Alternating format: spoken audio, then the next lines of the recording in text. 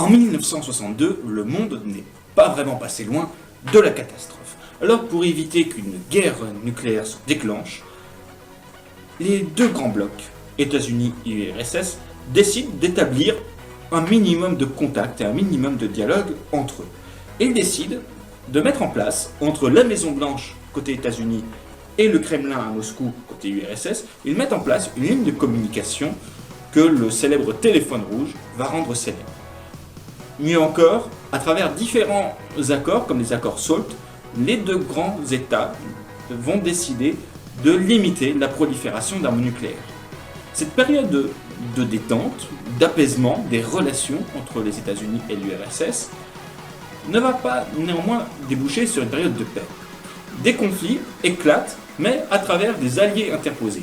Et le conflit que je vais vous raconter, la guerre du Vietnam, témoigne de cette guerre interposée entre différents alliés. La déclaration d'indépendance d'Ho Chi Minh, le 2 septembre 1945, qui veut se débarrasser de la présence française, marque une première guerre. Cette première guerre d'Indochine va déboucher sur 1954, la plus grande défaite française militaire de notre histoire, et surtout sur les accords de Genève, où le Vietnam va être divisé en deux. Un État du Nord, dirigé par Ho Chi Minh, un État communiste, et puis un État du Sud, un État plutôt autoritaire, allié des États-Unis, dirigé par l'autocrate Ngo Dinh Diem et par sa belle-sœur qui ne restera pas comme la plus diplomate de l'histoire des relations internationales, Madame Nhu. Je vous raconterai un peu le genre de propos qu'elle pouvait prononcer. Ce régime politique-là du Sud-Vietnam et le régime communiste du Nord-Vietnam sont séparés au bord de la ville de Hue, autour du 17e parallèle.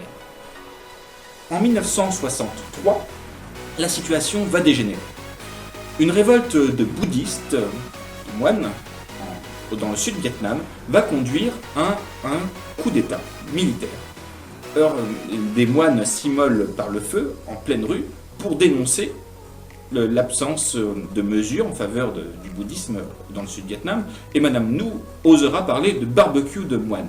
Je vous laisse imaginer la réaction des Vietnamiens qui étaient bouddhistes.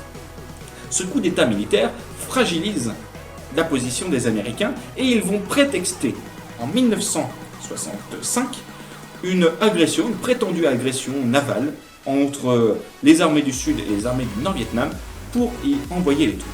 La réaction américaine est sans précédent. On va avoir près de 900 000 tonnes de bombes qui vont être lâchées. 500 000 tonnes de bombes vont être lâchées entre 1965 et 1968. Des armes modernes, le napalm, de l'agent orange. Alors parmi les forces en présence, nous avons 900 000 Sud-Vietnamiens, épaulés par 500 000 Américains. Et de l'autre côté, du côté Nord-Vietnam, on va avoir autour de 300 000 soldats nord-vietnamiens. Ces nord-vietnamiens se regroupent dans une armée qu'ils appellent le Front de Libération Nationale du Vietnam, que les Occidentaux vont appeler Viet Cong. Ce nom de Viet Cong va rester dans l'histoire. La guerre est extrêmement violente. On a près de 2 millions de morts en l'espace de 2 ans. Les victimes sont surtout et essentiellement des civils. Les non-vietnamiens vont opposer à ces techniques de guerre moderne et d'armes modernes la guérilla. Ils bénéficient de la connaissance parfaite du terrain et de leur pays pour piéger et mener une guerre de guet-apens, d'embuscade contre les Américains et les Sud-Vietnamiens. Une première offensive, l'offensive du Tet, le 30 janvier 1968, la fête du Tet est le nouvel an vietnamien, c'est la fête la plus connue et la plus suivie au Vietnam. Et cette offensive simultanée dans différentes villes va mettre un coup d'arrêt à l'avancée des Américains.